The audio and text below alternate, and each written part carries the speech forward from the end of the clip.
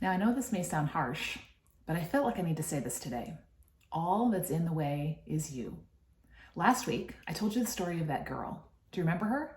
That girl who let life be her excuse, who said, because I'm a wife, because I'm a mom, because of my work, because of all the things in my world, I can't discover what my purpose is and create a vision and have a plan.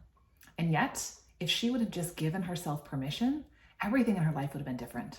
So today, I want to share with you 3 keys to give yourself permission.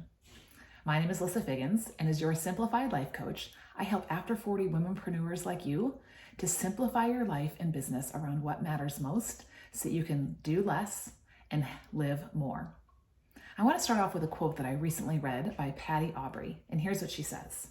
Women need to give themselves permission to live their passion, their purpose, their vision, and be in alignment. That quote hit me in light of the story that we talked about last week. Life will always happen. Expectations will always come. Circumstances will always change. Only you are the constant. And so I think we need to check ourselves. We need to stop giving away the power to everyone and everything else for permission to actually uncover our purpose and live it out. And we need to start giving ourselves permission. So here are those 3 keys to start giving yourself permission. Are you ready? Number 1, say no. Decide to make yourself a priority and not just everyone else. That may mean you need to do a little bit of clearing of what's on your plate to create some space. And you may need to have some conversations with some people. And here's a great thing to say. It's not against you, it's for me. Because when we say no to the things that are cluttering our lives and our days and our weeks and our hearts and our minds, then we can start paying attention to what that purpose is and how we're called to live it out. Number 2, say yes. Here's where you start saying yes to you. Here's where you start paying attention.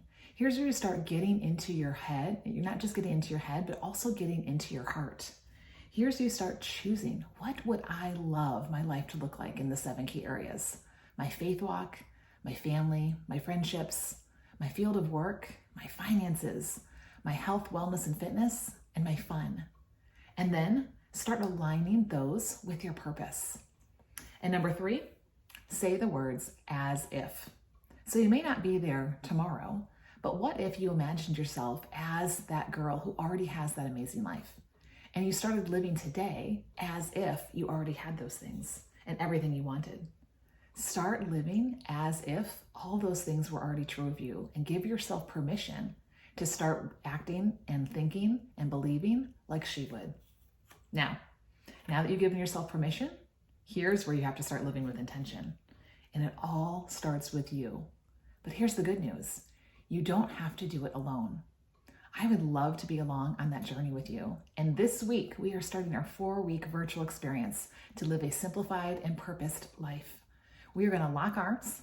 We're going to push pause. We're going to give ourselves permission to uncover our purpose, to clarify our vision, and to start creating a plan for how we are going to act as if starting today. So if you haven't already checked it out or grabbed your spot, you can head on over to lissafiggins.com/purposed and grab all the details as well as your place in the group.